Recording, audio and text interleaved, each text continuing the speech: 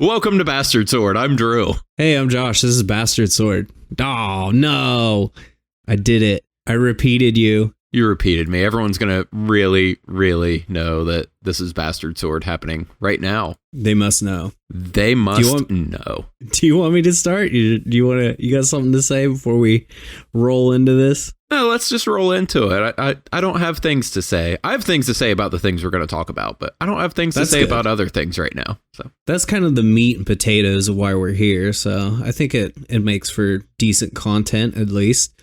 This just came across my desk, but it's going to be old news by the time this episode comes out. So last episode, we discussed the poor launch of Sony's Concord, and it looks like that whole plan is already dead.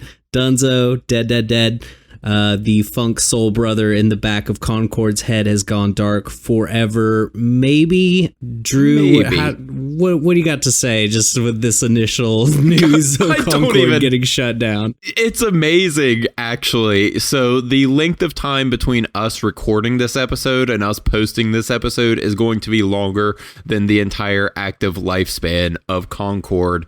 A big AAA budget Sony first party game. That is absolutely wild to me. That is actually a great point. And yeah, this is like never happened. Is this totally unprecedented? I cannot recall a time that this has ever happened. So yeah, what actually happened, the developers put out a statement saying that, hey, the game's actually going to go offline. We're just going to take the servers down. This reception has sucked shit. And by the way, we're just going to, issue refunds to everyone that bought the game, all 6 of you. And the servers are going offline, active immediately, more or less. So this Friday, it's Thursday, they announced, it's Wednesday today. I don't know what day it is. Today's Wednesday in recording time, and they announced this yesterday on Tuesday. So they gave less of a notice than a typical McDonald's employee will give their shitty manager before they quit.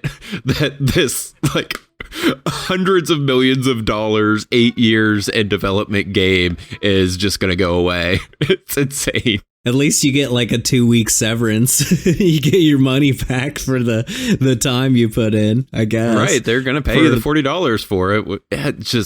It's so baffling on so many levels. And I don't know. The speculation I'm seeing is that maybe they'll try to rally and it'll come back around as a free to play game.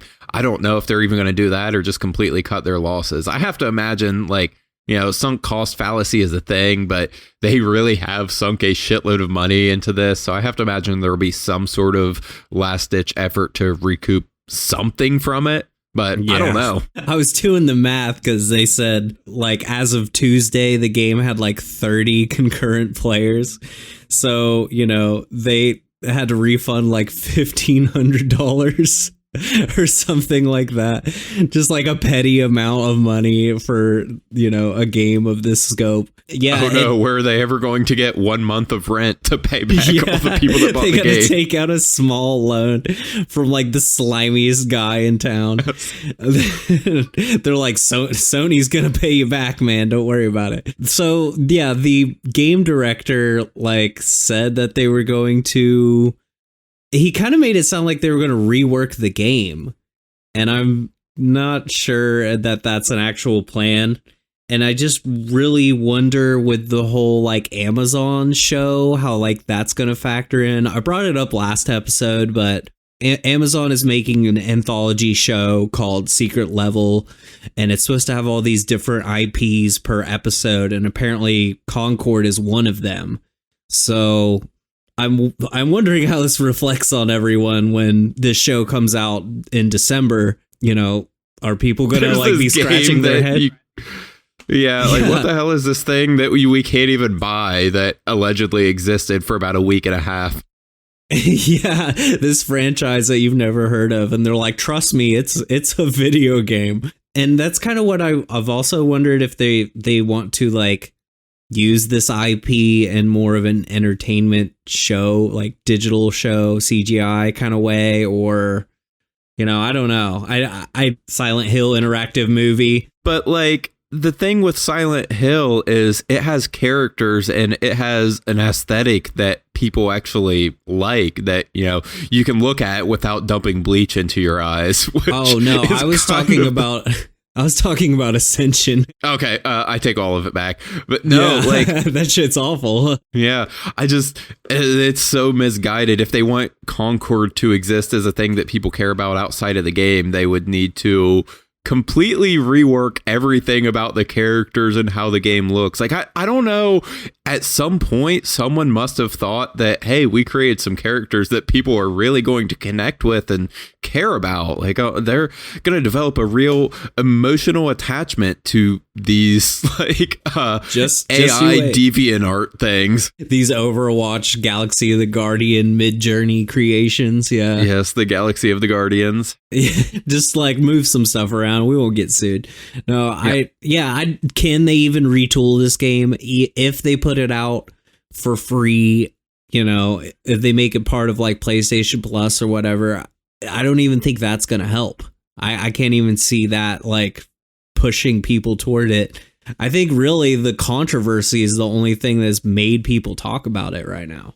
Yeah, the only reason people have said a single word about Concord is just trying to figure out what the fuck. My understanding, and I won't get into this a whole lot because we talked about it last episode, and also I don't want to spend more time talking about Concord than Concord has spent on storefronts, but my understanding is that there are solid bones there. There's actually a good game there. It doesn't necessarily do anything super new, but it has some ideas and is fun enough to play. It's just so intensely off-putting from an art style perspective, and just like the fundamental idea of a hero shooter like that is just kind of incompatible with what people like to play these days. But there's enough there that if they come in, completely rework the art direction, probably just start from scratch with all the characters, there's probably a way to, if not necessarily completely save it, use the work that was done there to turn into something that at least has somewhat of an audience. Battle Royale. That's what they should do. Slap a battle royale on it. I hear that's the cool thing to do these days, in the year of our Lord 2024. It might work a little better. I don't know. They make it more like Helldivers, and they make it just four party wave battles or something like that. I don't know. They should just completely like lean into the situation and get someone who actually knows how to design appealing characters, have them come in and turn it into like a horde based like a horde shooter. Do like a Left 4 Dead thing where all of the enemies are the disgusting characters that launched with the game. Like, no, get them away. Yeah, I think that'd be good. That could work. Or not. I don't know. Either way, I think, could we talk about a game that's actually good? Yeah, let's throw Concord in the trash. Let's talk about our topic of the day, which is Disco Elysium. Disco Elysium. Hell yeah. I heard someone pronounce it Elysium. I think they actually might pronounce it Elysium in the game, but that's because they're wrong. Elysium. Disco Elysium. I don't know. Yeah, either way. Disco Elysium fucking owns. Like, this is an all-timer game. I'm just, jumping ahead to say that. This shit is incredible. It is potent. It's dense. It's fun. It's sad. It's got a whole range of emotions. And, here's your spoiler warning. Go play this game if you haven't by now. Like, just go play it. Don't listen to this podcast. Turn it off. Give us a poor review, but then give us a good review later when you play the game and you're like, shit, just that's why. 1-star review and then come back and be like, oh, actually, I'm going to bump this up to 2 stars. These guys are onto something. There's been quite a bit of content put out about Disco Elysium. I don't really like that word content, but I don't know. People have said a lot of words about Disco Elysium, and it's been out for a while. If you are the type of person to listen to podcasts about weird niche games that we tend to cover on here, you probably know at least a little bit of what Disco Elysium is. it doesn't really make sense for us to dance around spoilers because there's so much to talk about with this game. So we're not going to. We're just going to talk about it as a whole, as a complete package. So let this be your warning. Yeah. And yeah, just to like be defensive for no reason, I think this is like a perfect fall October type game. You got murder mystery and like the horrors of failure and cryptids and spooky beach town. It's just like, it's all a vibe, and I usually end up playing it like this time of year anyways, so it felt really good to come back to it. I really enjoyed just like the 50% of the game that I replayed recently. And it's so good. It's so rich. It is so rich. It's even got that kind of like warm autumnal. Is that a word? I'm gonna go with that. I'm making up words. Yeah, it's got that warm kind of fall type of color palette to it, even though it's not. I don't think you could really call the setting in Disco Elysium cozy, but it does have that sort of a fall type of vibe to it. So yeah, I'm on board. It's a good October game, good spooky time game. Yeah, it's cozy for a hobo cop. And it's like coming out of winter. It's still like, it's like the end of winter in the game. So, you know, it's rainy and stuff sometimes, a little bit of snow, nice little like particle effects on the screen every now and then. But yeah, should we give like the reality lowdown on Disco Elysium? Kind of explain a little bit about it, or we should do that because it's kind of it is an odd game. It's a very unique game. It was released in 2019 by I don't really know how you pronounce them. Studios. Zaum, Z-A-U-M Studios. So it's written and designed by an Estonian game developer, Robert Kurvitz.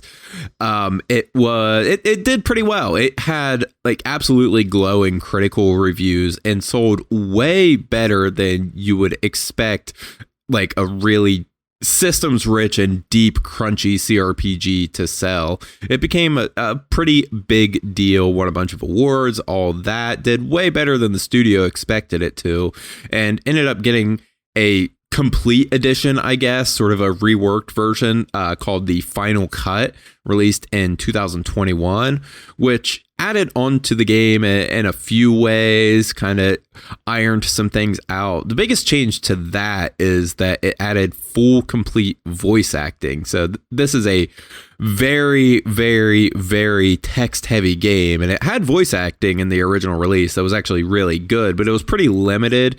If I remember, it would basically be like the first line of each character you talk to would be fully voiced, and then there would be a lot of reading. There's also a lot of your internal dialogue and your brain just popping in all kinds of different ways that I don't think was voiced in the original. Is that right? Right, yeah, like the other characters who represent the main character's mind were just like text prompts. They didn't have like full voices. Yeah. So the version you would be buying now is this Final Cut version, which will have complete voice acting for everything. So all of your internal dialogues and everything have this really good narration. I don't have the name of the narrator in front of me, but he does a fantastic job. He has this weird, not quite menacing, but this just like low kind of creepy type of tone, and it fits really well. So it's a great performance.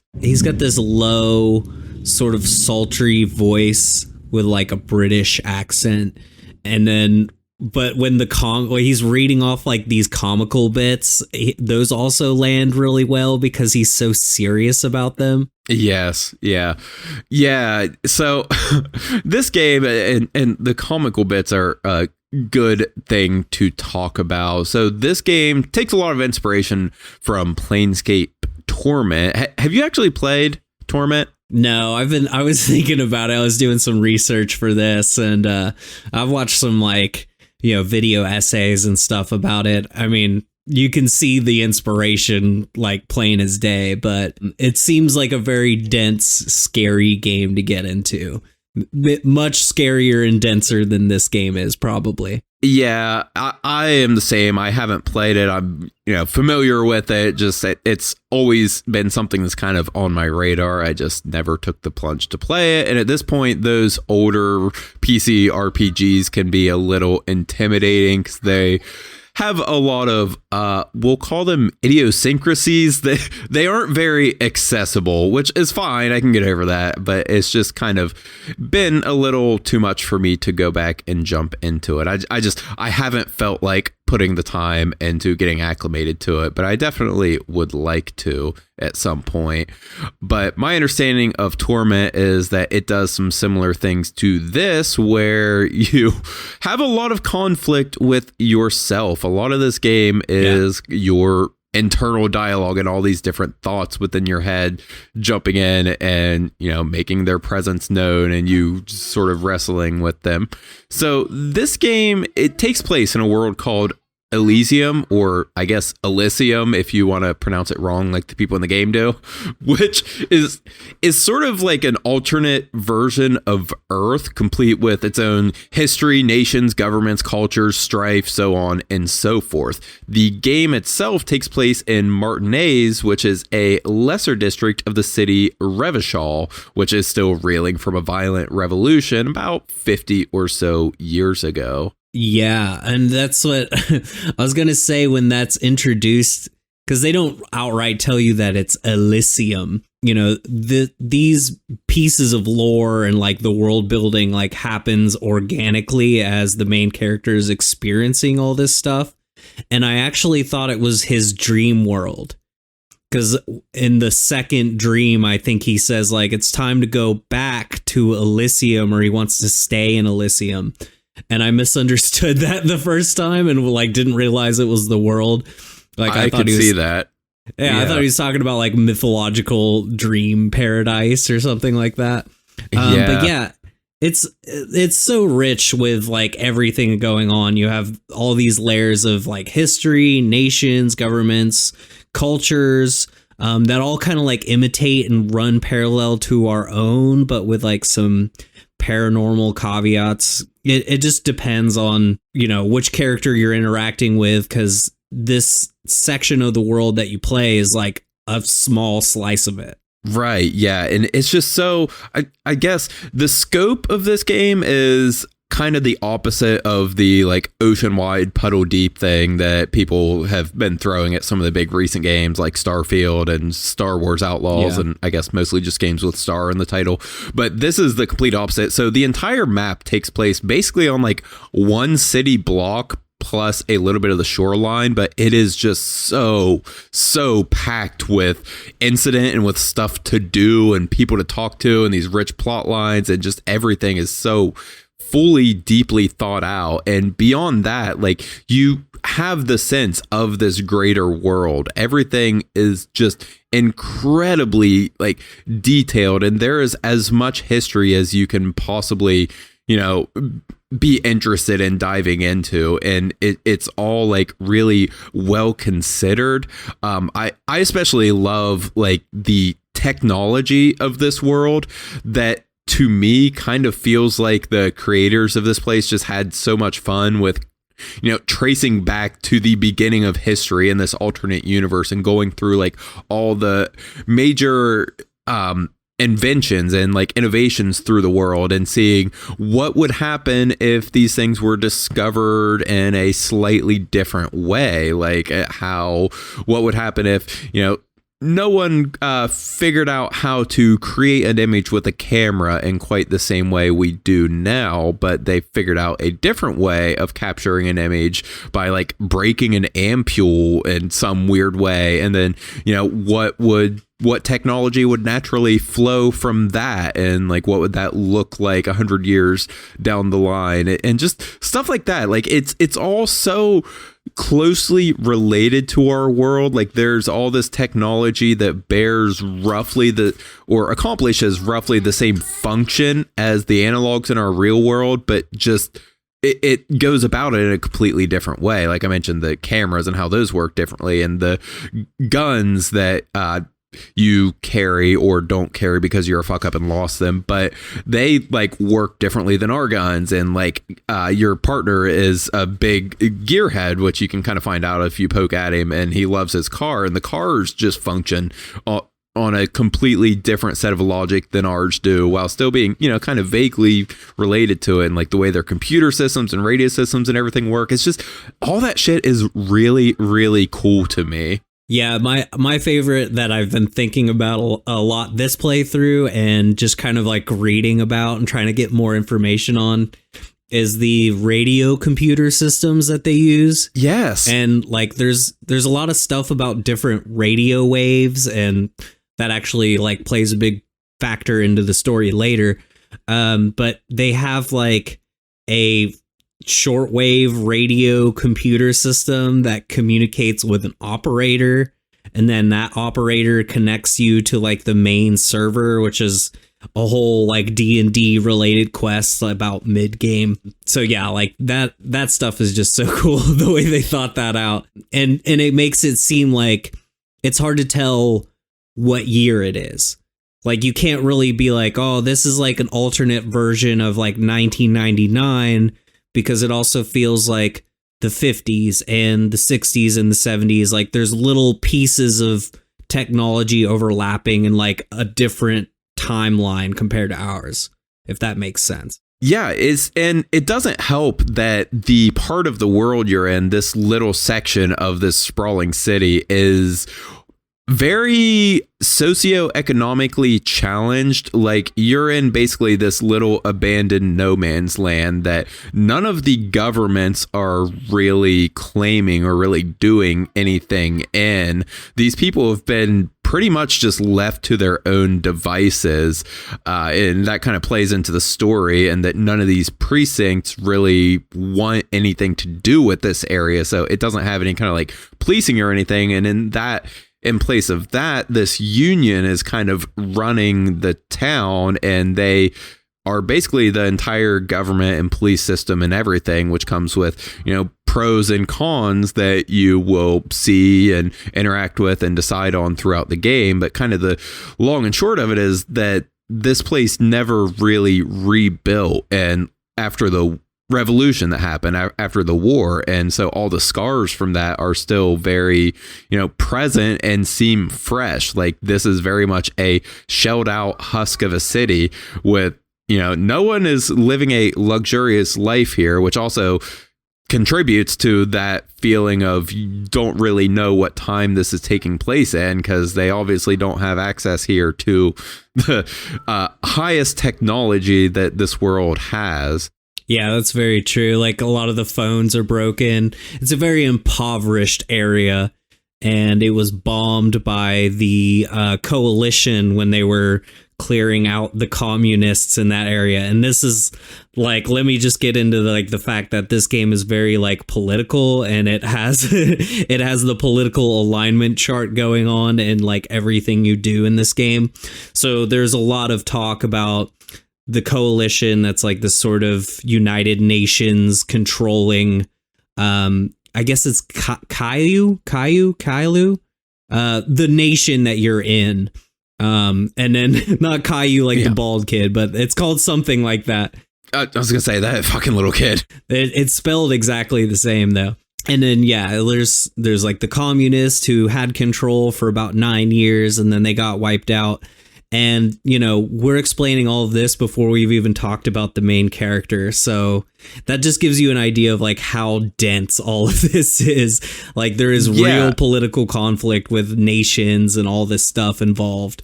And I guess to segue, into how this game does a really clever job of introducing that stuff to you. Because like there are a lot of games that will have these dense, intricate backgrounds for their worlds. I mean, I would argue that this is much better at that than pretty much any game I've ever played. Yeah.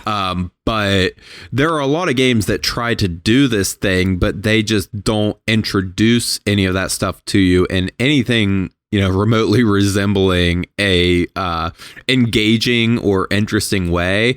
This game, so it uses I'll say the amnesia trope, but it does it in a way that really kind of benefits the game and plays to its strengths. So you play as, you're a cop. You play as a police officer named Harry Dubois, although you do not even know that when you start the game. So you start off with kind of a sort of standard like D&D character sheet stat allocation type character build out, but with a twist. So you have, where am I at on here? Okay, I probably don't need to get into those too much right now. So yeah, you go through, you build out your stats and then you get loaded into the game and you're dumped into one of my favorite openings ever in a game. It's just pure black with a text scroll of you just kind of like fighting with your inner demons. Your ancient reptilian brain and your limbic system are both popping up with thoughts about how much you don't want to wake up from this fucking beautiful slumber that you're in. You do not want to be this kind of animal anymore. And you get like dragged unwillingly back into the realm of consciousness, and you wake up in this just absolutely destroyed to an epic level. You wake up in this just absolutely trashed hotel room in your underwear and nothing else. Your necktie is hanging from the ceiling fan. Your clothes are scattered. There's a mysterious hole in your window, and you meet Harry Dubois, a star detective, although you do not even remember that. Because to go along with this destroyed room, you don't remember shit. You don't remember your name. You don't remember why you're there, where you're at, what the world is. And basically you just have your mind to rely on and inform you on a lot of these things. And then the characters that you interact with that you're constantly asking questions because you're a detective and you love questions. So the cop mechanic, obviously there's a murder mystery that factors in next, but you're just doing kind of like normal cop things the entire time too, trying to get answers from people, but you're also going to them and being like, I don't know who I am and I drank too much and I have no memory. So can you tell me what the world is? And then like people have to have normal interactions with you as a result of that or try to at least. Yeah, it's hilarious. And it works on so many levels because like so many RPGs use the amnesia trope, but to them, it's always just kind of like a plot device. And it's just kind of a way to establish that this isn't really a character. Like, they make you it gives you a fresh start, and then maybe towards the end you find some revelation about who you were before the amnesia, whatever. This game, it's central to it, and you can kind of decide who you become, but Harry had some very, very concrete actions and some very concrete reasons for completing those actions in the very recent past, and the entire game hinges around you asking questions and doing your detective shit to figure that out. And it's so clever, and like the way you are a cop, and so it has that power dynamic that's inherent to that, where people have to put up with your shit of money. What is a money? Wait, why do you think I'm a cop? Why are all these people telling me I'm a police officer? Yeah. Yeah. And that's kind of the fun too, is that Harry is like very defined, but he's also like all the choices that are present in the game. So, there's that mystery of the murder mystery and then the mystery of figuring out who Harry actually is.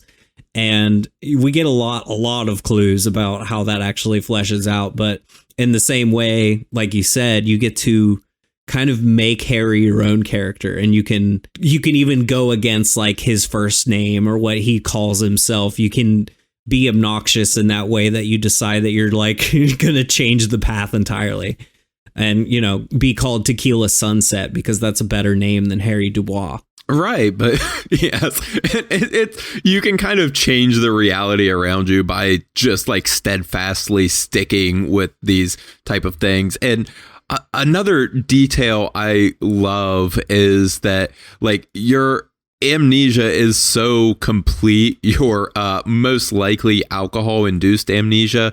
You don't even know what you look like.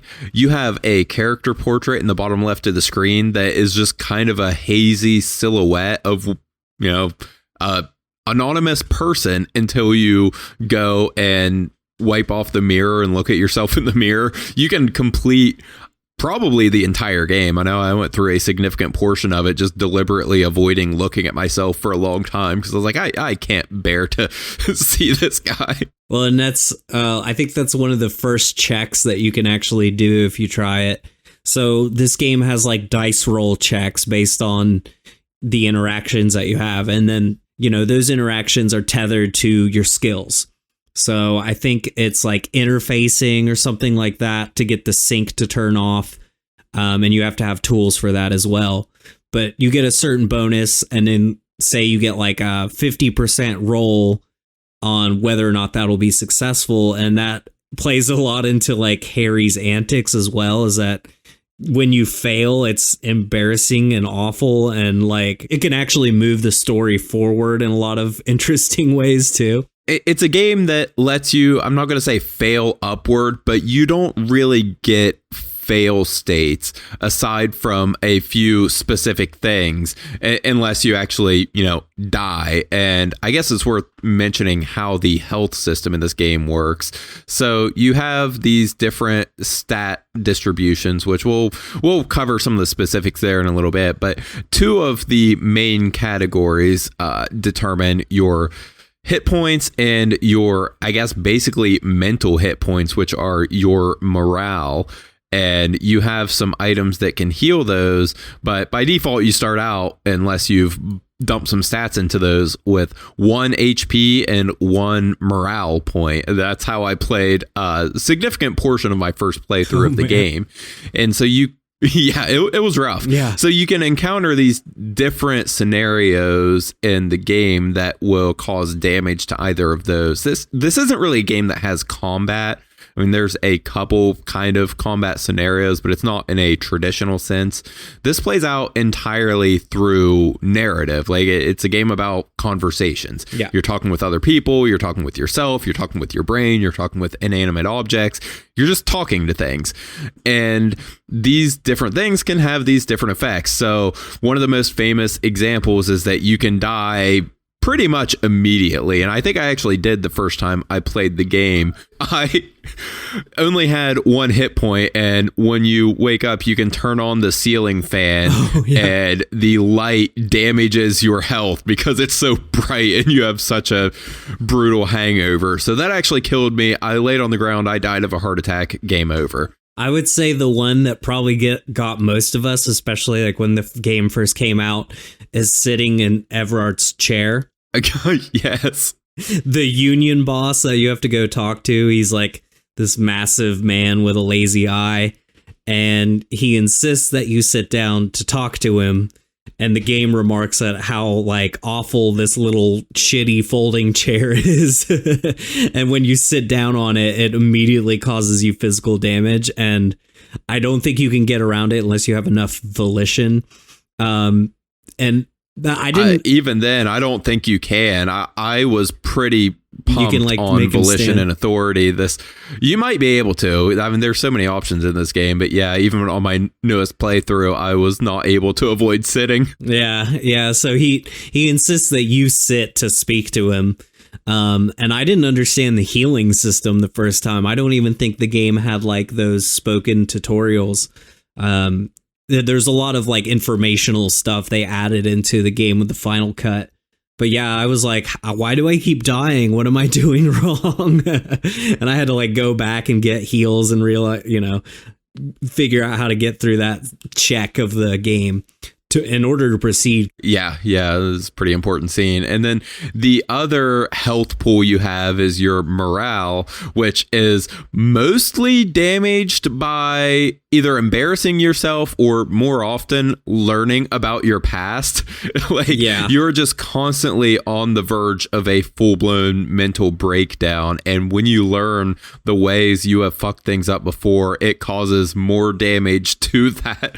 And so when you get a game over on that end, or from your morale dropping, you get these like newspaper clippings saying what happened, and basically it just says you couldn't take it anymore. You said, fuck you, I quit, I'm not going to be a cop anymore. You went and lived your new life as a hobo cop minus the cop part, and you just live under a bridge. Yeah, you're just a sad drunk now. You just totally cash in on that.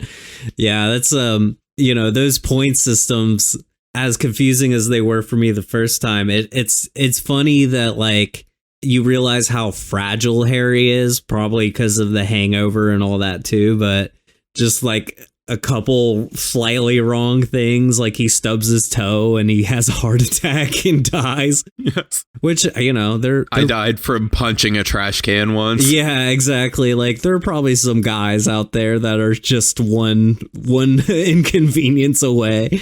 But he's incredibly resilient and resourceful, but he's also made of glass. So there's that for Harry. Yeah, he's in very, very late stage alcoholism and among other substances that he is abusing constantly. And those actually play into the game as a mechanic as well. So you can find several different types of drugs or cigarettes or alcohol that will have their own benefits and drawbacks. Most of them all, I think there's kind of like one classification of substance that you can abuse that will give you a significant boost to the basic level of the 4 different main categories of skills, with the cost of dropping something else by a bit. And you can do a full on just you can really lean into that to get through a bunch of these skill checks. It's a fun way to play the game, even if it's kind of a rough way to play on your first playthrough, because you just feel bad for doing it to the guy because he seems like he's actually a good guy and you want him to get better. That's kind of how I feel about this playthrough. I'm doing the Rockstar cop. So basically you deny being a cop and be like a superstar. And you insist to everyone that you are a superstar, rock and roll badass. And it's kind of like sad because you're just like doubling down on like Harry's bad habits. But, you get those interactions where you see a cigarette in an ashtray and then your mind chimes in is like, hey, it'd be really cool if we got some cigarettes right now. And then you get them and he's like, what does he say? He's like, oh, it feels good and you look fucking cool. And that's, unfortunately, my mind kind of works in this way. And maybe it works this way for like a lot of addicts that, just bad habits like drinking or cigarettes, where you're like, yeah, dude, that's what I'm talking about. Hell yeah. And that like doubles down when you're a rock star cop who does speed and stuff like that. So yeah, I love it. I suppose that's probably a good transition to how those different aspects chime in, which is through the different skills. So basically, you have all of these different voices in your mind, which are tied to all these different skills, which are in the 4 main classes. And then they have these, sub skills underneath each of those. I don't know if we need to read through every single one of them, but the main classes are intellect, psych, physique, and motoric. So the intellect is like how much of a very smart boy you are. So like on my first run through, I had this pumped pretty high. I had really high visual calculus, which is your ability to, do that Batman shit, like reconstruct a crime scene, spot these little details and draw these big conclusions from them in a really cool detective type of way. I also had a really high encyclopedia skill, which just dumps tons and tons of exposition on you. Yeah. at all times. Anytime something remotely like related shows up, basically anytime someone brings up a proper noun to you in a conversation, if your encyclopedia skill is high enough, it will like just barge into the conversation and give you a paragraph about, you know, the history of this one ruler like 3 generations ago and his reign of terror and how it came to an end and all that shit. It's hilarious and really, yeah. I it's actually cool because they're all. Oh, go ahead. I actually did encyclopedia this playthrough just so I could get like a refresh on the lore, because I would say this is probably like the starting point. It was what I did on my first playthrough as well. But yeah, just to get like all that information and get refreshed for this, I was like, yeah, dude, keep putting points in encyclopedia. Yeah. And then there's other ones like in Psych, you have some fun Inland Empire, which is kind of your David Lynch kind of grand conspiracy, kind of teetering on supernatural type of intuition.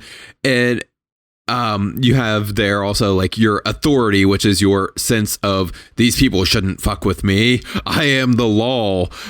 And all these different things that kind of, they have their own voices. They also sort of have their own motivations, and they will help you pass different checks, but they're also going to try to get you to do things and push you in directions that may not be in your best interests at times.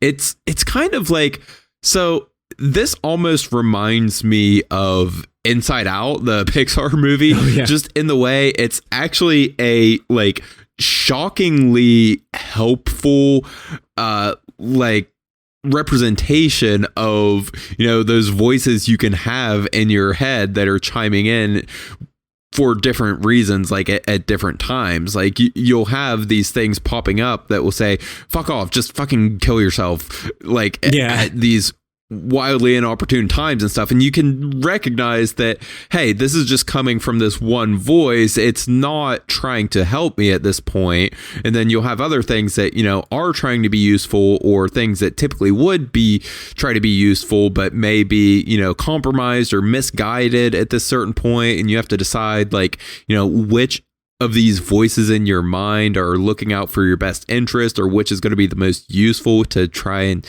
kind of point you in the right direction on this clue. It's really, it's so fucking creative, and I like, at the risk of sounding like I need admitted, it's kind of super relatable. It makes Harry feel just like such a real and empathetic person. Yeah.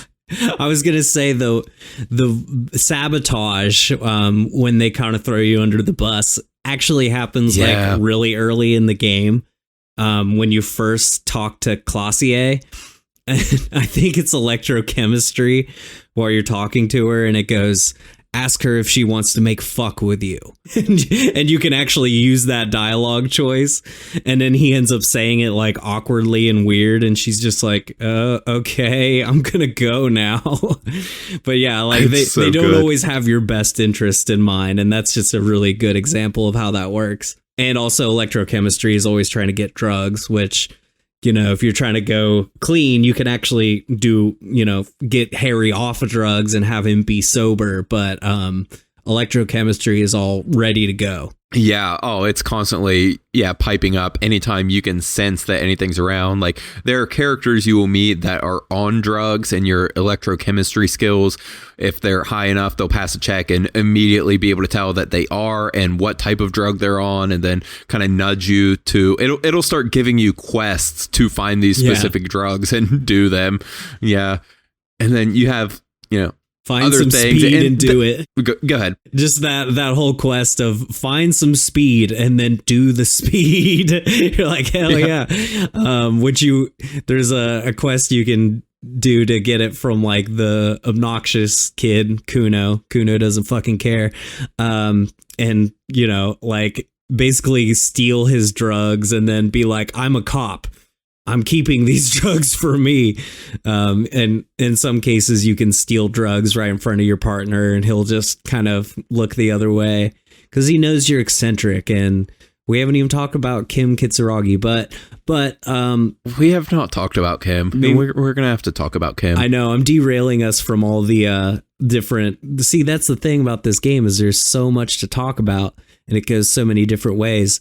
What did you get to? Empathy, authority, esprit de corps, and then suggestion. Esprit de corps is interesting. Yeah, suggestion. The ones in physique are kind of funny because like your pain threshold, your physical instrument, it's basically just a gym instructor like spotting you like just encouraging you to be the baddest ass ball of muscles you can. He's like, man, we need to start doing some push-ups right now just to get in the vibe. There's one part where he's like, we're never coming back. Like once you start, normal men don't turn back on this life, but you never really like do anything that physical besides like pick up some weights and stuff like that. But then you got electrochemistry. Don't try to undersell picking up those weights. I had to retry that check so many times, and I think is it the alcohol that boosts your physique? I did a lot of drugs to pick up that barbell. Yeah.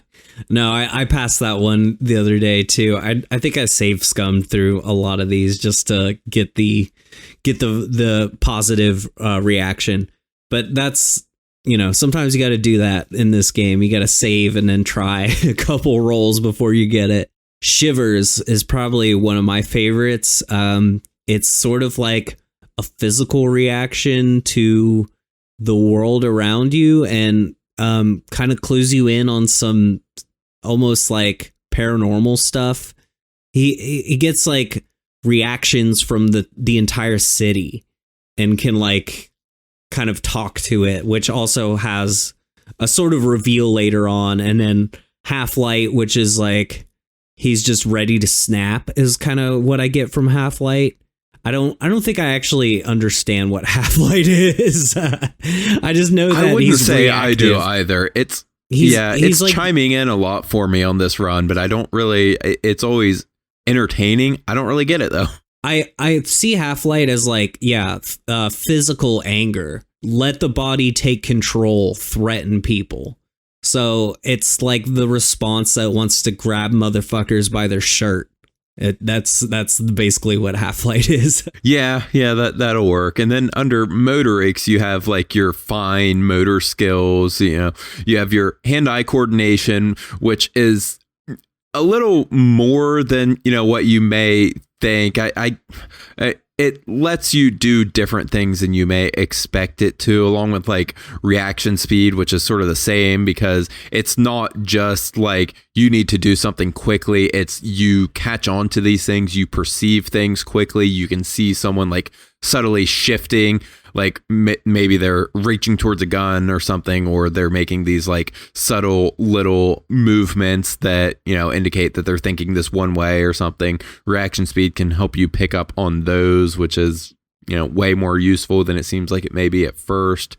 You also have your, like interfacing, which is your ability to operate the things around you in the world, such as fixing your broken sink in your hotel room, stuff like that. Yeah. I was going to say hand-eye coordination. It seems to be like motor reflex, like almost like a muscle memory. It says cool for trick shooters, snipers, and jugglers. So it's that ability to like kind of like snap off quickly and gracefully. But I mean, the coolest thing Harry does is he catches something when someone throws something to him. And then you're like, haha, and you give him a little wink and nod because you're like a cool cop. That's what I just did with the dice maker. The kids in the tent just tried to throw me a key and I failed the check and I missed it and I took a morale hit. And he's just like, fuck, why did I do that? Why did you do that? Why couldn't you just grab the key like a normal person? I am, in real life, I'm terrible at that. And I had a friend that would do that to me all the time to try to get me to catch shit better. He'd be like, catch, dude. I'm like, fuck. And then I take the morale hit because I, missed. Yeah. So every time. So then, oh, go ahead. I was going to say maybe we should break into the thought cabinet and explain some of that too. Yeah, that's where I was going as well. So the other big modifier, and I guess this is kind of where you spec into different character classes maybe, or think of them as, permanent skills that you learn, although you can undo them. Just there's a skill cost to that, is the thought cabinet. So as you venture throughout the world based on different dialogue choices or just encounters that you may have, you will gain access to these different thoughts, and they just kind of pop up in a circle around your head as you encounter these things, and you can then internalize these thoughts if you accept them, which is, permanently accepting them. And then you'll have like a debuff in the time that it takes to learn them, followed by a permanent, generally a buff. It's always something that has a compromise. Like, it's never really just a pure good for the most part. It's always something with a trade-off. But like, for an example of that, a concrete example of what we're talking about, one of the first ones you'll find is the volumetric shit compressor, which is just a beautiful sequence of words. Yeah. So you're called in. I don't even know if we directly said this. It really is just such a rich game. We kind of have been going off on tangents, but you are called in to investigate a hanging in this place, which happens amid a labor dispute between the union and a company. And so there's this man hanging from a tree. He's been hanging there for about a week before someone actually called the police in to investigate this. And the body is not great. Like, it's been hanging from a tree for a week. Yeah. There's a little shit named Kuno, like a little 12, 13-year-old kid who's been throwing rocks at it the whole time at a very high velocity, mind you. Extremely high velocity. I put that in my notes that it was extremely high. Well, you better. Yeah. But yeah, and so when you approach it, you have a composure check that is a pretty rough check. So good chance, unless you have just like specialized in your composure, you're going to fail it and you're going to throw up. And Ken Kitsuragi, who, we still haven't got to Kim yet, but your partner is going to tell you that you need to take a minute and you need to get your shit together because you don't have it together right now. It's pretty unbecoming of an officer. And so you gain this thought of the volumetric shit compressor, which is basically go fuck off for a half hour and you will gain the ability to have your shit together, which gives you, I think it's a +2 buff to your composure.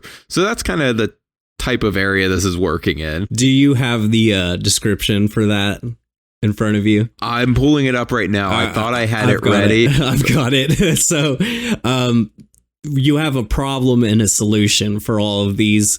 The problem is when you take the debuff, and then the solution is when you lock it in. So the first two lines of this one are, your shit is apart, and it's rather unbecoming of a cop and a human being. It's supposed to be the opposite of that. Together, compressed in a small area to achieve a solid level of shit compression.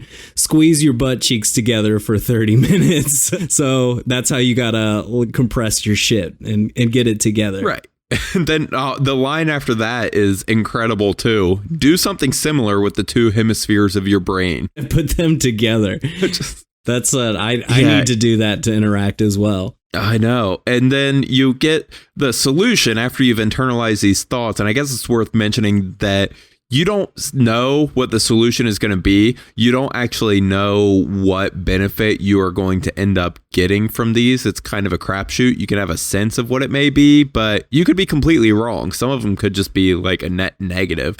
You just don't really know until you are finished. And I'm just going to read the solution text to the volumetric shit compressor as well, because it's fantastic. And I promise we're not just going to do a solid hour of reading descriptions, although I would totally do that. They're entertaining enough, yeah. They're so good. But yeah, so the solution to this is bizarre scientific news from Revachol West today, where a police officer's shit has been observed at a pressure of around 495 gigadecimals.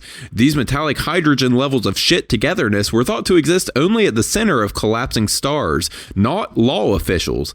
It remains to be seen how long the shit singularity lasts. You become a literal black hole of compressing shit.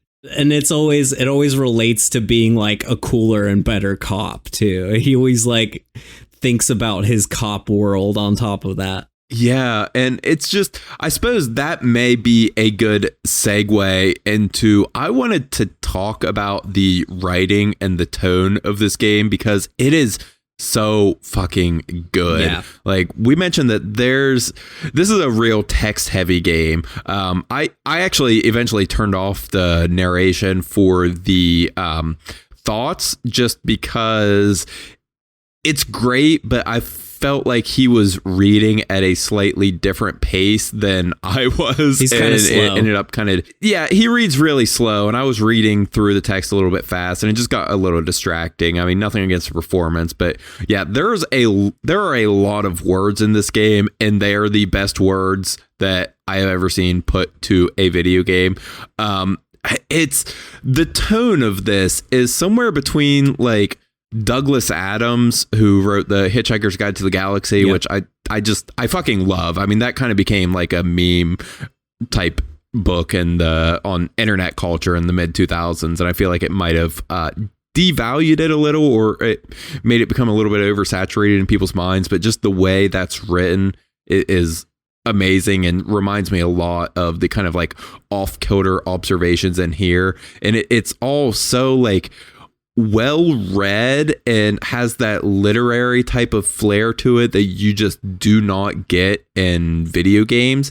And it's fucking hilarious. Like this is a funny ass video game. I would say I laughed out loud at this more than I have at any game in my life, but it does it in a way that like doesn't betray the seriousness of the story, and it's such a fine line to walk, and it just manages it flawlessly. No, it seriously does. And I was gonna say that, like, especially coming off, because I've been playing The Last of Us Part 2, trying to get ready for that episode, and I do like that game, and I like the brevity that happens with some of the character interactions, but it's a pretty dark emotional journey, and I know like some people were put off by that. And this game is also dark, but it makes it, the comedy is so good. It lands with like exactly my type of humor, and I've found myself enjoying it like almost too much while I'm replaying it for like the fourth time. And yeah, like that tone of the writing and just kind of the like get your shit together, man, like how very direct and modern it is at times. The reference to DMX that comes out of nowhere and like shit like that, where it feels like it knows pop culture, like it knows how to connect with you, the player, but it also doesn't belong in like the lore of the game, like the greater world of it. And they sprinkle little things like that in every now and then, and I really appreciate how that goes down. Yeah, they managed to use those in a way that doesn't feel real cloying or wink wink nudge nudge. Right. Like it feels earned. I kind of will roll my eyes at just those explicit references and a bunch of cutesy indie games or whatever, and I love me some cutesy indie games occasionally, but like that shit can get a little, tiring, but it feels so well developed here. Yeah. And just like the description of these different concepts in ways that are, so fucking just clever and relatable and just good in every way. Like one of the things I love, you can find through a really difficult skill check in the docks inside a transportation trailer, like a cargo trailer. You find a mega rich light bending guy. Yeah. And it's just, he's such like a perfect encapsulation of the just creativity of like the greater cosmology of this universe and this kind of subtle supernatural elements, along with the game's just sense of humor. So it's this guy that you literally just cannot see. It looks like this weird like light prism vortex. To get into the room to talk to this guy, you have to convince the door with rhetoric that it must open for you. and it works. It is so good because Kim, we got to get to Kim next. But so Kim, your partner, is just so incredulous with you trying to talk to this door. He's like, what are you doing? You have to accept that there are some doors that we just cannot open. And then when you pass the check to convince this door to open, someone inside is just like, oh, okay, come in. And Kim is just like, are you fucking kidding me? Yeah. Like when you succeed at doing this like unconventional shit, Kim's always like, my God, okay, sure, whatever, let's go. Like he just plays along with it. Yeah, but you get in there and it is this just obscenely wealthy multi-billionaire, and he explains that there's actually this physical phenomenon that occurs when when an extremely high net worth individual is next or in the presence of an extremely low net worth individual. The discrepancy, the difference in their wealth is so strong that it actually bends light and you literally cannot even see the man. And it's so good. The way the dialogue is written is so clever. It's such a fun little scene. There's also some fun little details, like the fact that Kim does not see him like that. He says it's just a kind of oddly poorly dressed man standing there. It's just all Harry's imagination, like making this guy seem like he's glowing.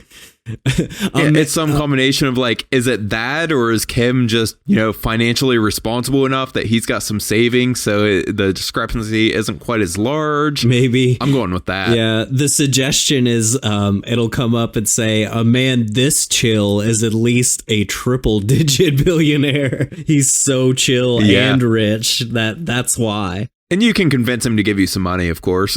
Yeah. I came up with some kind of wild capitalist investment concept. I don't even remember what it was, but I convinced him to give me a few hundred real, which is your currency in this world, which you can have explained to you by one of the kind NPCs who will put up with your babbling shit. I think it's really funny, too, that if you play the game this way, where you constantly ask people for money to like support you, you get ultra liberal points. Like it just adds to your liberalism that you're always like begging for money and from random people, sometimes who are worse off than you. And just to add on to how the different political systems work and affect you, you will get this game goes hard against fascists, which obviously, fair. Fuck yeah, but it's funny. Yeah. So you encounter some people from this political party that, fucked up the communists however long ago. And there are some that are just, the openly dumb shit racist. And then there's this one guy who is a soldier who is kind of not explicitly like a horrible, horrible person, but is just holding on to a lot of resentment and very antiquated. I'll be very kind to him and say he's got a lot of very antiquated beliefs that he's still very set in. But either way, through the interactions with a lot of those people, depending on what dialogue choices you get, you can get the fascism thought. I don't have the actual name of it in front of me, but you can go all in on being a fascist, which I could not bring myself to do. But at one point I accepted the thought without actually internalizing it, just accepting it so it would go into my repertoire because I wanted to see what the writing was on it. And even just doing that gave you a permanent debuff to like a -2 modifier to any of the asking for money skill checks because it said the Revachol Brotherhood does not approve. Oh, yeah. They don't like that shit at all. Yeah, you have to be better, stronger. That's kind of why it goes so hand in hand with like the physique stats. Just no intelligence, no intuition, just all physique. But what's funny about the fascist line here too is it kind of follows with the communism path too, that they just both hate being a centrist. Like the worst thing you can actually be in this game is a centrist. I mean, being a fascist is obviously really fucking bad in this game and gives you some of the worst interactions. But it's just funny that everyone is like mad at the centrists in this game too, which is fair. Everyone's kind of. It is, yeah. It's kind of the politics in this game are very interesting because they're so nuanced. Like. This game is written by leftists. Like I remember the lead designer got in some shit because he thanked Karl Marx during an acceptance speech, and people got all up in arms about it. Like they did not play the game to understand that. Like there's literally just a direct Karl Marx analog, although he's kind of a couple different, major leftists, notable leftists rolled into one. But the way the game presents its politics, it's incredibly fair, not in like the super cowardly centrist, like, oh, everyone's the same, they're all bad. It does like hint that everyone's bad, but it's very detailed and interesting in the direct ways that it says that. Like you didn't get to do the actual communist quest, did you? I did it on an earlier playthrough where you build the car. Is it a house of cards that you're stacking up? There's that, yeah, and then you like have conversations with the two guys in there. Yeah. Okay, yeah. So you have like the communist quest, and it's kind of, well, one, it leads in with some. So you've been having some kind of leftist thoughts about seizing the means of production and that kind of thing, and then it goes straight into murder, gulags and murder. You're thinking about killing all the people who disagree with you. Yeah, but you go through all this, you internalize the thoughts, you go through some kind of investigation. You go through some detective-y shit to figure out who these people are and get invited to their secret meetings to rebuild communism in the nation. And it ends up basically just being two college kid book nerds who are just like hyper fixated on reading theory and conducting these purity tests about how much theory you've actually read as opposed to actually, fucking doing anything. And it paints them as, not misguided, like their head's in the right place, but they are incredibly just, I already said the word ineffectual, but that's really what it is. Like, it's pretty on the nose, I would say. Very, very much so. Yeah. And like all of the different political factions have that type of criticism levied at them where it's like, look, all these people are fucking up in their own ways. And that's not to say that they're all equal, because it doesn't like equivalate all of them, but it really does not pull any punches on any of them. And it's kind of great. Yeah, no, it definitely walks a line. And I usually end up doing the communist route. Don't say shit about my actual political alignments here, but I usually end up doing it because I can't bring myself to do the fascist run.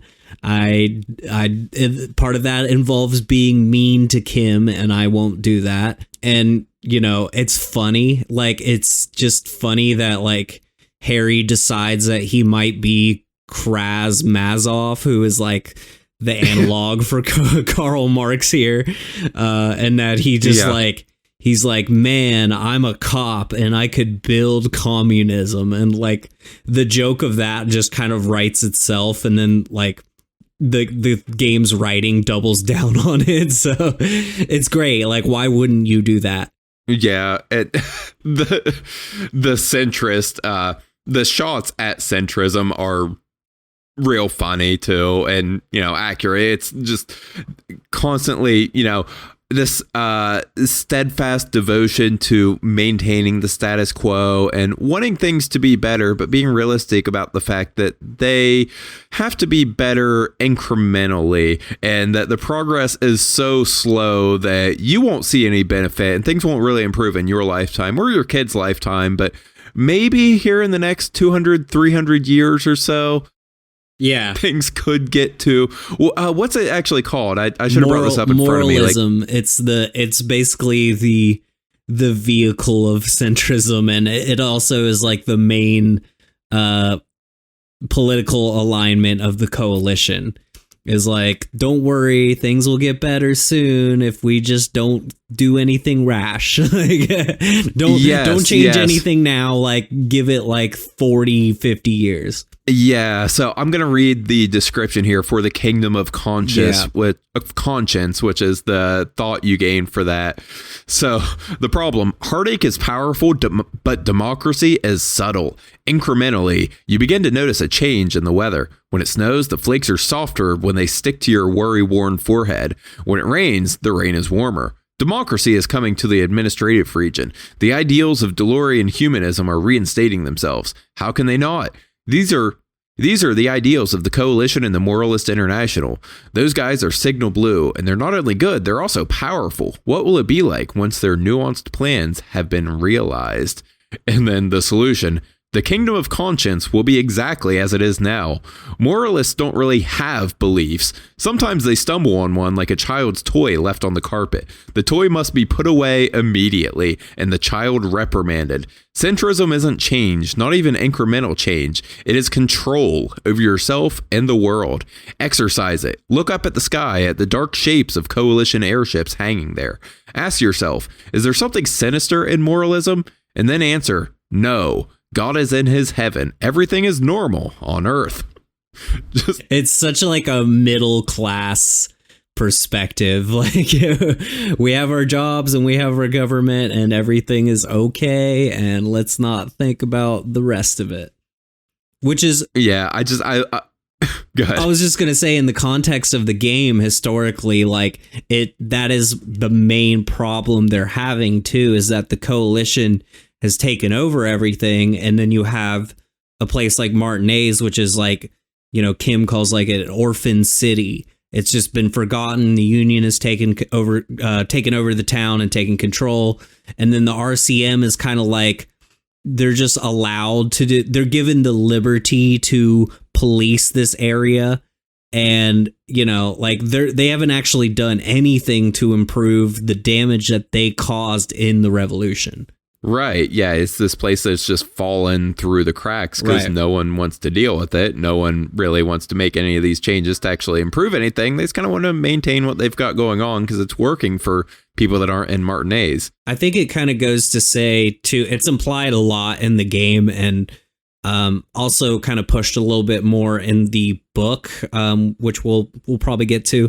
But like, they're a war machine. They're not going to put money into restoring cities or anything like that because it's all in like their military industrial complex, if you will. Right. Yeah.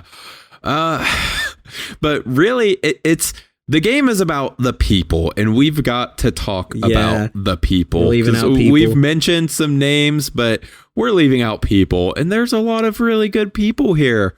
There's a lot of really bad people, but there are a lot of very, very well written people. So we got to talk about Kim. Kim's the greatest. Kim Kitsuragi, Lieutenant Kim Kitsuragi, and we all salute because he's the best. We do. Kim is the fucking best. Yeah, I mean, like, he's probably Harry's best friend, and he like meets you and doesn't really have much reason to like you initially, especially when you're like a crazy drunk who can't remember who he is, the fact that you're a cop, and you're sort of in a pissing contest with your two different departments because, like I said, Martinez doesn't have like a determined police station. So he has every reason to be like antagonistic toward you in a lot of ways. And like he's mostly just kind of dismissive through most of the game, but he's the best dude. Like, he actually connects with Harry if you allow Harry to connect with him, and like backs you up, will like go with your flow sometimes. Like by day 3, he'll like play along with your bullshit, and he won't like call the cops on you for doing drugs or anything like that. He doesn't report you. The only thing he doesn't like is when you try to take the boots, and I want those fucking boots. I know. Yeah, sneak back out after night and take him when he's not watching. Yeah, I think I messed up because I tried to. I don't know. I missed the putting him in the freezer box. So I did too. I need to figure that out because I don't want Kim to take the body away because then Kim's gone and I'm sad. I know. I've just been leaving the guy. I got him down from the tree. I shot the buckle, but he's just laying on the ground and he's been there for a couple days because I can't put him in the freezer apparently, and I don't want him to take him away. So yeah, you gotta get the he's tool. just laying, just a dead body there. Like, it stinks pretty bad, but what can you do? Yeah, and yep. I was gonna say that plays into like a big part of Kim's arc when you're trying to shoot down the body that's hanging from a tree. There's like no alternative to getting him down, and Kim has really thick eye lenses. He's a binoclard, and when he tries to take the shot, he totally misses, and the kids make fun of him. So that plays into a big factor in the ending of the game, or sort of the climax, I guess, not the ending. Yeah, and Kim is such a complex character. Like, when he's introduced, he seems like he's going to be the sort of boring straight man there that's going to be a bit of a stick in the mud just to kind of try and keep you going straight. It seems like he's going to be a Fallout 4 style, like, Kim didn't like that every time you do anything questionable, but that's really not the case. Like, he will encourage you to do some goofy shit. Like, you go and interrogate or interview, I guess, the representative of the company that the union is striking against.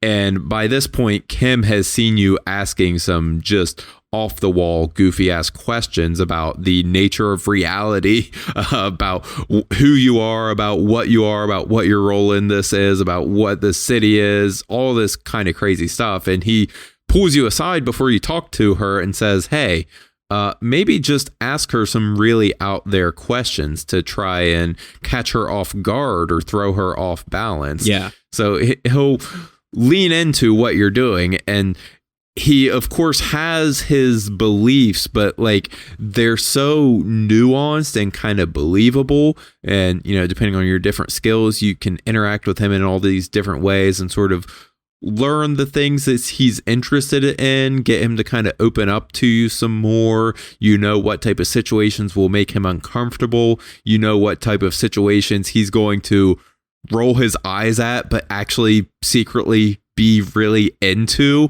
which is like cryptids. Wild. It's cryptids. It's so fucking good. Like, Kim has just such depth as a character that you just do not get in any other game that I can think of. I like I just did this yesterday when you're in the tent and you talk to the kids, and basically they're like, yeah, we're gonna like make drugs and start like a dance club in this abandoned church. And if you like help them do it and then explain to Kim you're doing that, he's like, oh, okay, well, I'm like glad that you're not just trying to arrest them for their antics, because like we've got other shit to deal with. Like, he doesn't really care in that regard, where he seems more like the uptight authority figure in your dynamic. Like, he actually is just like, let's focus on like what we're here to do.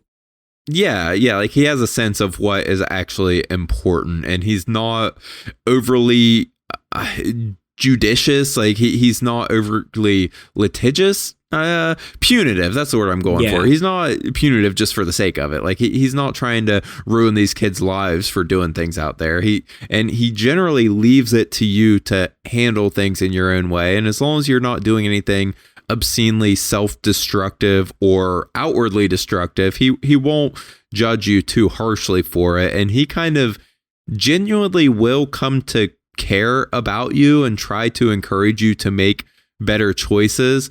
And it's so good. And I know I've said the word nuanced several times, but it really is. Depending on your different skills, you can get some insight into his thought process. And I actually had like a box unlocked for me during this last playthrough, because esprit de corps that lets you basically like read the minds of other people or intuit sort of what they're thinking. Yeah. Is that the skill Esprit for de that? corps is like your cop intuition, and it also relates to like other cops. That's kind of where the Jamrock Shuffle comes from.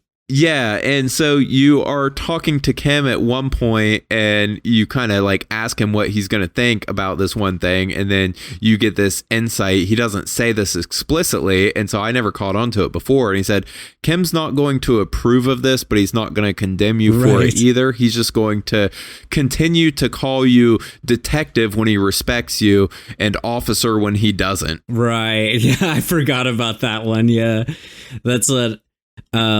with the drug stuff, like I won't consult Kim. I'll just take it. Like I don't get into those interactions with him because I don't want him to be upset with me. So it's but in most cases he won't be upset with you as long as you don't like you said, like really fuck something up or like be racist and hateful. That's when he starts to not like you. And then you can relate to him more too through different interactions. Yeah. So there are some racist ass people here. Kim is it Simonese, something like that. He's Korean, basically.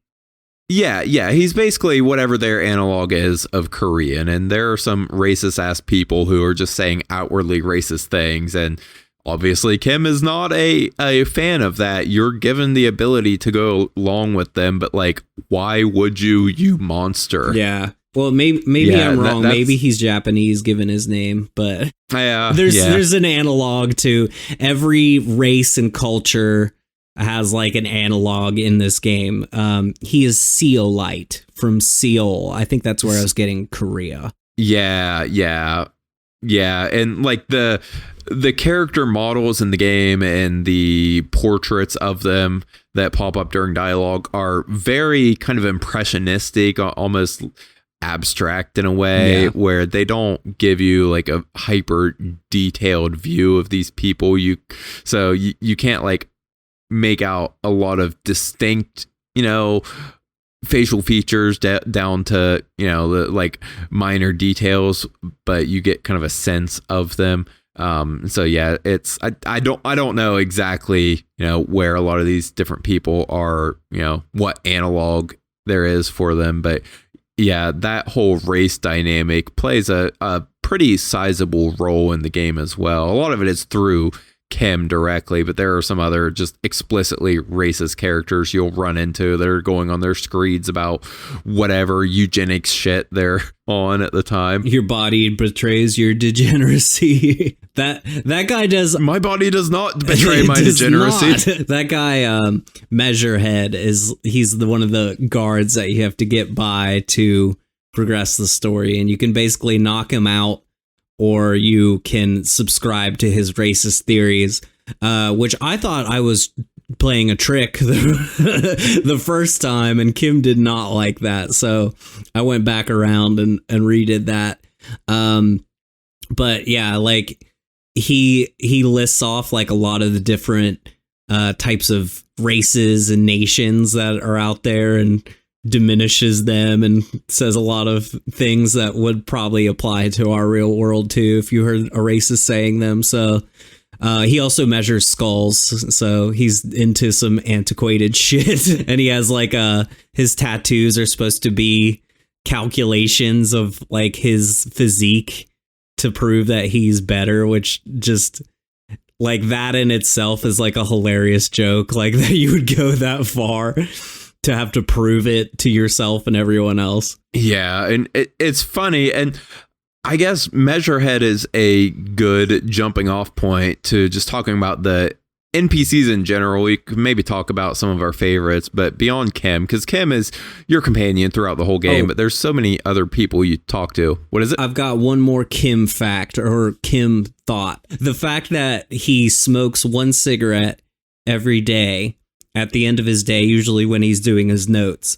I think Harry remarks something that it almost takes more focus for him to just have that one cigarette than it would to quit entirely or just smoke throughout the day.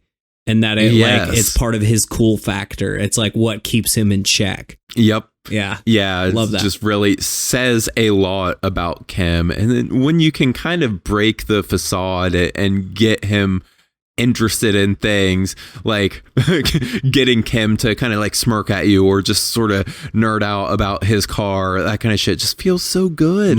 It's such a such really an wholesome accomplishment. one is when you find like a sort of computer D&D game that's in development that got abandoned, and you just find like the remnants of it in their office, and you can look at Kim and be like, we should finish this game together, and he's like, yeah, that's not gonna happen, but like it's cute that you thought that. Yes. I love that interaction. Yeah. Apparently, I just saw this recently. So you mentioned the building like a dance club in an abandoned church. Yeah. You can build that, which I did not do on my first playthrough. I didn't finish that quest line, but apparently if you build it, you can go there and dance, and the skill check to get Kim to dance with you is kind of rough, and if you pass it, then Kim actually goes and dances with you, and it's apparently a very cute and wholesome scene. And if you fail it, you call him a racist slur. It's like, that's all in, dude. Like, it's one or the other. Yeah. Yeah, it's like, oh, fuck. No, that scene, Yeah, I let that scene go on a little too long. Like, I just let them animate for like a while before I move on with the interaction. They deserve this. Yes, yeah. exactly. They've earned it. But yeah, the world is inhabited by not a massive amount of people, but there's a reasonably large amount of NPCs that all feel really lived in and well observed. I guess, do you want to just like blast through kind of some of the major players here? Oh yeah. So we have Clausier, who's like the disco dancer girl. She plays a big role in the story. She's very like cool and collected, but also like on a lot of drugs. She plays a big part in the mystery. There's Titus Hardy, who runs the Hardy Boys. He's not the actual leader, but you interface with him a lot, trying to get more details about the murder. He's kind of a hard ass blue collar guy who tries to out tough you, and you have to like flex authority on him to get him to say what you want. Let's see. There's Gart, the hostel manager, the cafeteria manager, actually, of Whirling and Rags. He is not a bartender, and he will not serve you a drink. Let's see who else. I tried to get him to. It didn't work. There's Renee and what's his friend's name? There's the two guys that hang outside playing the Bulls game. And they kind of have an interesting historical story that overlaps with each other. Gaston is his friend. Gaston, yes. Which is, it's also really cool. Like, I don't think we talked enough about like when you interact with some of these characters, they start telling you like their stories. And it's really easy to like picture and imagine like some of these scenarios that they're describing.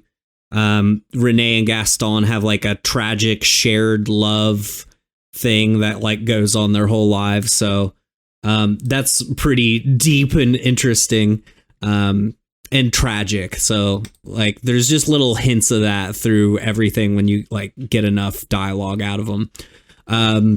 Let's see, there's Mr. Everard. He's helping you find your gun. He's the union leader, manager guy, is kind of a shithead and is known to be corrupt, but he's the best corrupt guy that the union has, so they like him. Let's see, who am I leaving out here? The novelty dice maker, who is thought to be a ghost inhabiting the failed financial district. She's a really cool character and has like a very unique interaction with Harry. There's Kuno. Kuno doesn't fucking care. he actually Kuno does not fucking care. He's basically a goblin. Like, he's actually described in the game as being a goblin, but he's a methed out little fucked up kid, and you actually end up having like some deep interactions with him, and he can also complete the game with him as your partner if a certain number of things happen. Let's see. You can also give him drugs, which Kim does not approve of. Yeah, he doesn't like that. He also doesn't like when you point the gun at the kids, but I tried it last time. I tried that too, and then I had to reload. I was like, I can't have Kim being that mad at me. Apparently, you can shoot Kuno S, which is a non-traditional game over. Yeah, you're not allowed to do that, but you can try. There's a Jean Vickmeyer, who is Harry's old partner from his district. They're districts, right? His precinct. Yeah, sorry. Precinct 41. Yeah. He is also seems to like not have his shit together, but he has it more together than Harry, and he gives Harry a lot of shit for that, especially when he calls the station and says that he doesn't remember anything and lost his gun and his badge. He shows up around, I think, the second or third day to fuck with you. Let's see. There's the cryptozoologist and his wife. Yeah. And that's a really funny one too, because like Lena was supposed to be one of your partners, and you can try to recruit her when you meet her, like, hey, you got two wheels, how about you come roll with us? And she's like an old lady. She's like, no, I don't think that's gonna work, man. Yeah, the cryptozoologist, the crypto fascist, and his interesting mug collection, which is a whole mini mystery of itself. There's the bookstore owner and her daughter. They have a whole thing with their place being haunted and the daughter being made to work outside and being and her anxiety problems. So yeah, there's a lot of people. Oh, there's also Dora, who is spoilers again, but the lost love of Harry, and kind of plays a background role in a lot of like Harry's internal dilemmas, and then that kind of leads to a big emotional climax point for Harry too. It's just and that's a lot of names that likely won't mean a ton to you if you haven't played the game, but they're all so like rich as characters that none of them are two-dimensional. They all feel like they have these complete lives going on, these complete experiences, and there's not really a whole lot that I would think of as a side character. Like, there's not really anyone you can interact with that's just completely unimportant and doesn't add anything to the game. You have some pretty detailed conversations with basically everyone you come in contact with, and you can understand their perspective. You can understand where they're coming from. They all provide some kind of insight to this world, to their place in it, to your place in it, in a way that you really just do not get in anything beyond this game. Yeah, it's just incredible. And like, for an example, and I won't dwell on this too long, because we've been going for a while, and I still feel like there's a ton we could keep talking about with this, but we probably shouldn't. It's maybe part two. I don't know. We may need to. Yeah, but yeah. So like, just a quick example of like the level that this operates on. So you mentioned, is it shit? I just blanked out on his name, but the union rep, the union leader, Everard. Everard, yeah. So you have Everard, the just extremely slimy, like almost to the point of parody, being corrupt, where just every single word he said it says is just like so sickeningly like slick and sounds like just a lie. Like, you feel like you need to get a shower after every sentence this guy says. But he's also representing what's probably in the best interest of a lot of these workers. It's not necessarily cut and dry, but he is this person that's representing this something that is at least seems like it could be a force of good for the people here, which you can contrast with Joyce, who's the rep of this company that is just this big faceless entity that has caused a lot of strife here and is responsible for a lot of maintaining this shitty status quo of the people here, and clearly just doesn't really give a shit about anything beyond, profit. They're a just big faceless, not explicitly evil, but you may as well read them that way, company.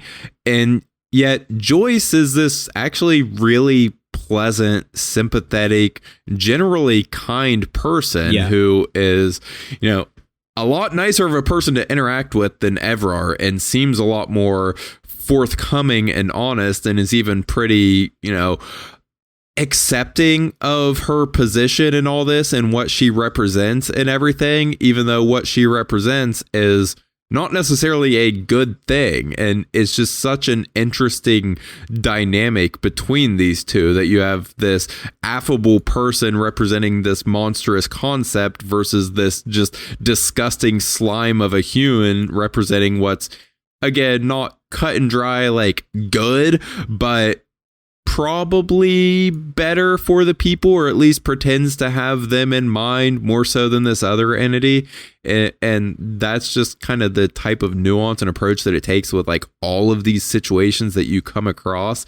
And again, I just keep saying, man, it's real good, but like, man, it's real good. I think, like we're trying to communicate how much depth is here with all these characters, and, just their alignments, and how that's not so cut and dry. It's actually very confusing your first time around if you're not paying like 100% attention. And like this is incredibly. This is definitely a game that encourages you to go back around and approach all of these things from different angles to get like different outcomes and different dialogue. I was going to say one thing I pieced together that I didn't understand with Joyce's company is called the Wild Pines Group. Is so like Revachol, before it was taken over by communists, was like a royalist state with a king and everything, and that has a whole funny lore behind it too, and the kings were shit. And when the royalists when they existed, like their companies were basically monopolies that were run by I don't know what, like dukes in this case, like they would be tangential to like the royalty. And a lot of those companies ended up siding with the royalty when like the revolution came, and they all died. They all got wiped out. So the other companies, such as Wild Pines, ended up going up with like the moralists and the coalition. So they ended up on the wealthy winning side of it, despite their betrayal. And now I just saw like the layers of that, and just these like fictional companies that are tied to this character was like, oh shit, like I didn't think about how connected this all was the first time. Yeah, it really is. Like it rewards you as deep as you want to dig into it. It rewards you. And it all exists in a way that you are just, by the nature of the game, you're not going to interface with all of these different layers that the game is working on in your first playthrough. And it's to the game's credit that it doesn't feel like you're missing anything. Like there are whole levels of the cosmology of this world that I didn't even touch on my first playthrough. And on my subsequent one, I was like, holy shit, this is incredible. I didn't feel like I was like losing out on anything in my first playthrough by having the experience that I did, but it just makes it so rich for these replays and this further digging. And it kind of helps. And I guess we'll touch briefly on sort of the broad strokes of how this story plays out. And then we could probably call it a day on this, because I could talk about this game for a long time. But, we're going. Just broad strokes of the plot. So you're solving this murder mystery, but there are all these side quests that a lot of them are not necessarily side quests, or they get wrapped up and they integrate into the main story in such a satisfying way. Like, there's this mystery of this 2 millimeter hole in the world, and there's this whole other layer of this kind of like fog or nothingness that's enveloping parts of the world that's called the Pale. And you do some deep investigation on like what is going on with that and what it means for this world as a whole, and that kind of plays into the finale of the game. And there's also this side quest of chasing these cryptids. You're helping this cryptozoologist and his wife, who have such this deep and complex and almost tragic, like kind of teetering between tragic and heartwarming relationship that's built on their shared love of this one specific cryptid that may or may not exist. And you kind of do what you can to sort of bolster their relationship while helping them out to find it. And then that has this huge, just incredibly like moving finale at the end of the game. And it's this thing that just seems like this funny, goofy little just aside when you first start it, but then it just continues to like build and unravel itself until it becomes almost like an emotional core of the game. And the way it does that with all of these different elements and manages to like pull them together and stick the landing in a way that's really just like moving and resonant is just fucking phenomenal. Yeah, no, I mean, that is the Insulindian phasmid. That whole interaction is just so well written and so, emotionally moving. Like, I cried once, I won't lie. Just, it kind of hits in such a dramatic way that, I don't know, it sort of like compresses everything that has happened in the game and then like spills it out at you in this like very direct, almost like it's talking to you, the player, not the character Harry. I would say like that part of that and like the mystery of everything and just the climax to the conclusion. I've heard a lot of people say that they're disappointed by how the mystery resolves, but the game itself is like so much more than like the thing that starts the story. Like, the conclusion ends up in a totally different place and has like a much different significance than like, hey, we caught the guy who was the killer, which is also like, you know, has its own twists and reveals, and I guess for some people fell flat, but it actually, in the greater context of the lore and the history, it all makes a lot of sense. Should we spoil that? I didn't know if I should just go ahead and spoil it. At this point, yeah, it's fine. It works for me, but yeah, go for it. Well, so after doing a lot of investigating, you figure out that the hanged man was hanged as a cover-up, and he was actually shot in the head, and nobody knows who shot him. You suspect it was the Union guys. You suspect it was Classier, who had a relationship with the guy, Laylee. And then like all this stuff compiles to, we need to go out on a boat and check this other coastline. And you find like a mean old communist who has been living out here just kind of in the wastes. And I think as a result of the Pale being exposed to this fog that condenses within the world, it clouds people's memories and can really corrupt them in ways that like it is paranatural. Basically, it's some X-Files shit that like is a real problem in their world. So he has just been bitter and out here like living like a hobo basically. But he still has his service rifle, and he is the guy who fired the shot.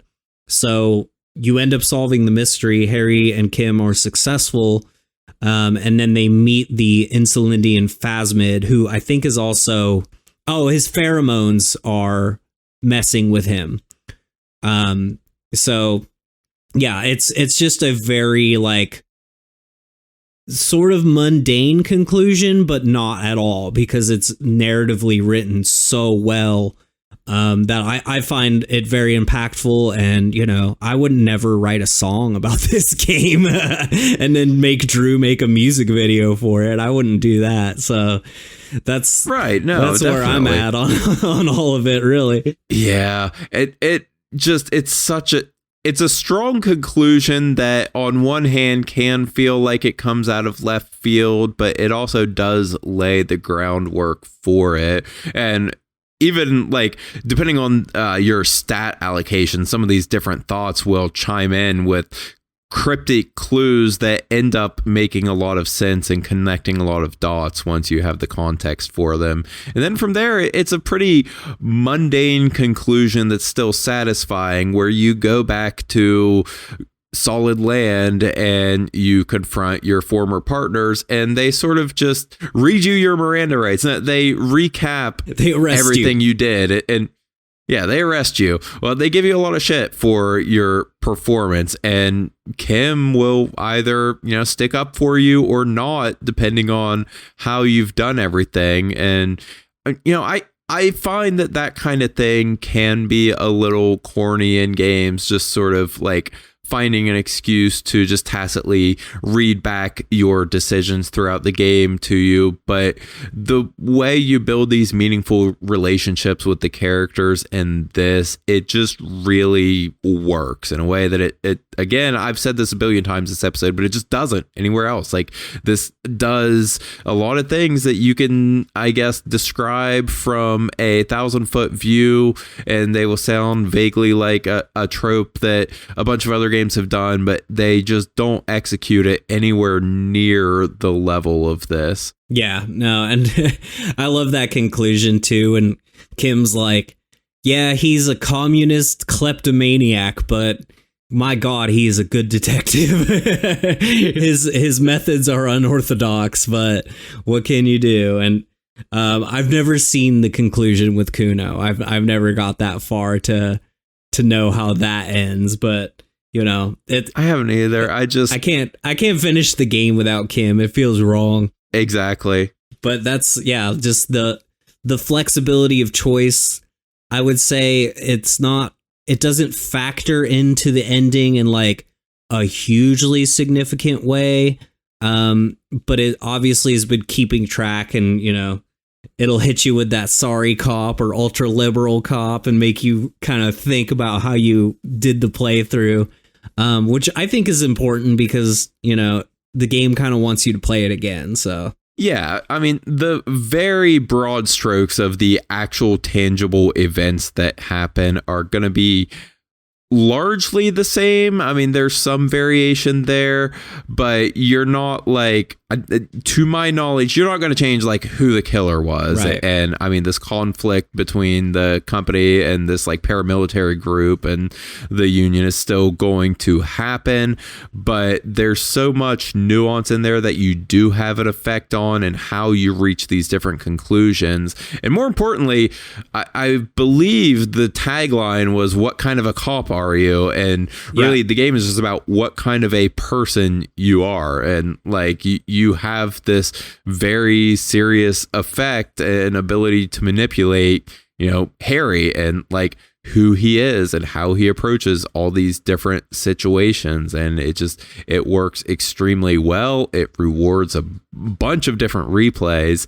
One of my favorite little anecdotes is after I finished my first playthrough, I went back and listened to a podcast I listened to that covered this game that I had skipped before because spoilers. And so much of the shit they were talking about, I was like, what the hell? I don't know. I didn't experience any of this. And I experienced a bunch of things that they very explicitly did not. Like, they're talking about these things that they're like, oh, well, this seems like something that you just can't do in the game, when it was my playthrough. Like, that was my experience with it. And just the ability, like, for the game to have just so many different options that all feel natural and feel like, you know, your canon playthrough, like your experience of the game that is uniquely yours, is so satisfying. It's good. Yeah. I think I've said that it's good a couple times. It's good. And I would argue, you know, like there's stuff that's easy to miss. Like you said, you kind of missed out on like what the pale was or like how that related.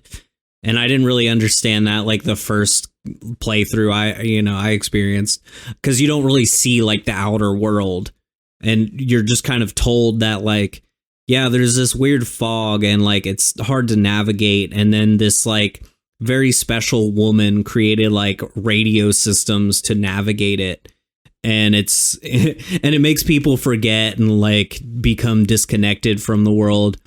But I would say like, that and the Shivers interactions, which are actually revealed to be like the city speaking to you and warning you of like an upcoming apocalypse, is actually like canon. Like everything that Harry experiences in like the span of the game and like the different outcomes are all canon. If you want to buy into that, like quantum endings, I guess, which, I've brought this up to you the other day too, the whole conspiracy that like you're experiencing this game through like a magnetic field playback film.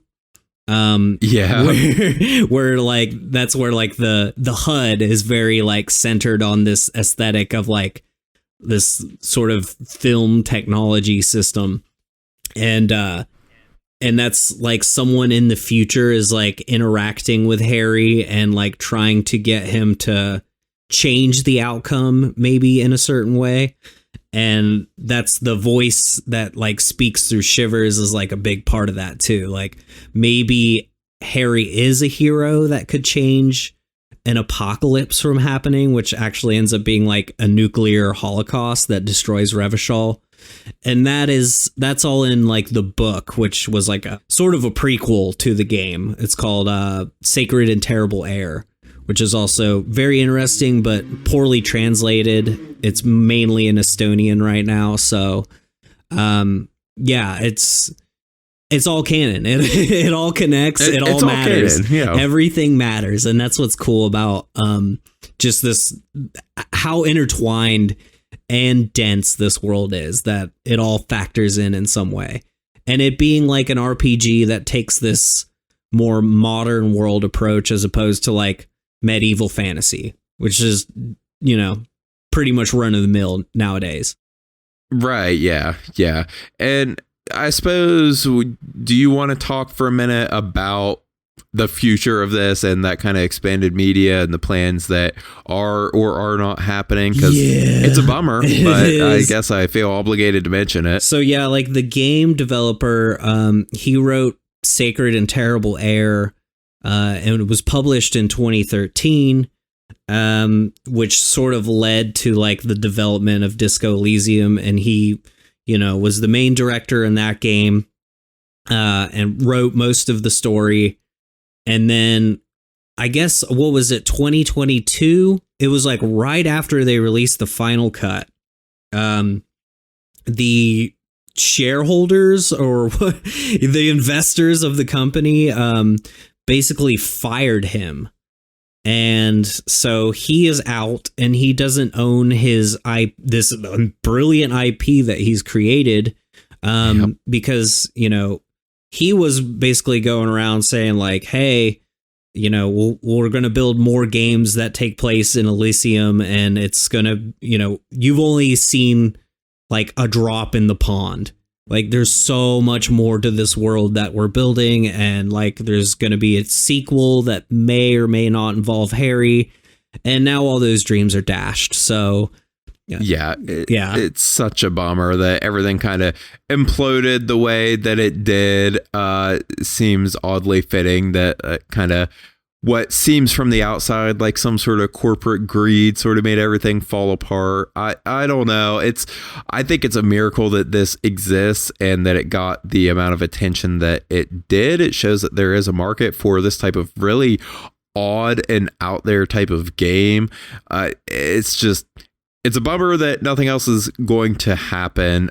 It was too good to live in this world. It kind of has that weird feel where like it's such a lightning in the bottle experience, and like how my Harry at the start of the game was constantly on the verge of a mental breakdown of just going to live in a dumpster for the rest of this life. Like, this game feels like the kind of genius behind making it that just is not able to be recreated and feels like it could have just come apart at the seams at any given moment. And it's a huge bummer, but not incredibly surprising to me that we're not going to get any more in this universe. Right. Yeah. And, you know, I've thought about that a few different ways too. Like, you know, either we would have received a sequel that was either more out there or not as rewarding as this game is, or, you know, there's always the possibility that someone tries to make a sequel in this world, and I just don't. I see it as like a Kojima problem. Like, no one else is going to be able to make his game the way it needs to be.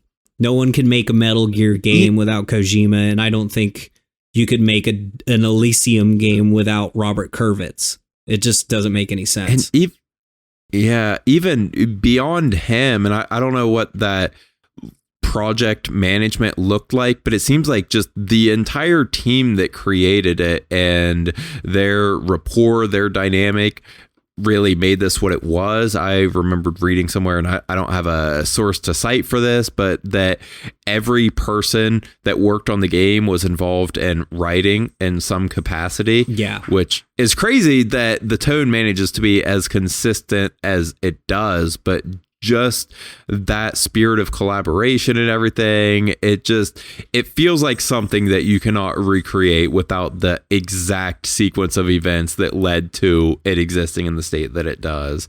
So I would absolutely play another game made by these people, and, you know, whatever form that can happen. I would not have my expectations, you know, set to a Disco Elysium level. Right. Yeah. The one hope that I've seen, and, you know, I subscribe to this. I'm hopeful that it could happen, is that in some way Robert is able to buy his IP back. He's able to own it, or he just makes a spiritual successor and says, fuck them. Which he seems like the guy that might have the balls to do something like that. But I would really love, like, this story to be continued in some form or fashion. So, yeah. Yeah, and there's so much room for that in this world, and he put so much thought into it. I say I don't know, again, you know, how many people were involved in putting this together, but like it's just such a well considered and obviously loved world, like a passion project that is so ripe for different, you know, explorations of it, that it will be a shame if he can't figure out some way to make that happen. But I get it. Yeah, shit sucks, but, you know, at least this exists. Exactly. Yeah. Go play it. Go play the perfect fall game. Enjoy it. Spend a lot of time with it. Yep. And if you enjoy other things, you could, well, like other things like this podcast, if you enjoy it, you could leave ratings and reviews and whatever. You could listen to the podcast like you just did. That would be cool. Yeah. Hit us up. So do that thing. You could hit us up if you wanted. Send me a radio transmission. Right. If you get a better antenna, then you'll be able to calculate better, because the computations are done in the clouds. Yes. And so many fucking cool ideas. But yeah, we appreciate you guys listening. Come back next week if you want to hear us talking about, I think at this point, we are planning to do The Last of Us Part 2. I still need to finish that up, but it'll be a good game. It'll be fun to talk about as well. For sure. So I think that will about do it for now. So I have been Drew. This has been Bastard Sword. I am Josh. Thank you for listening. Thank you. I'm out. Bye.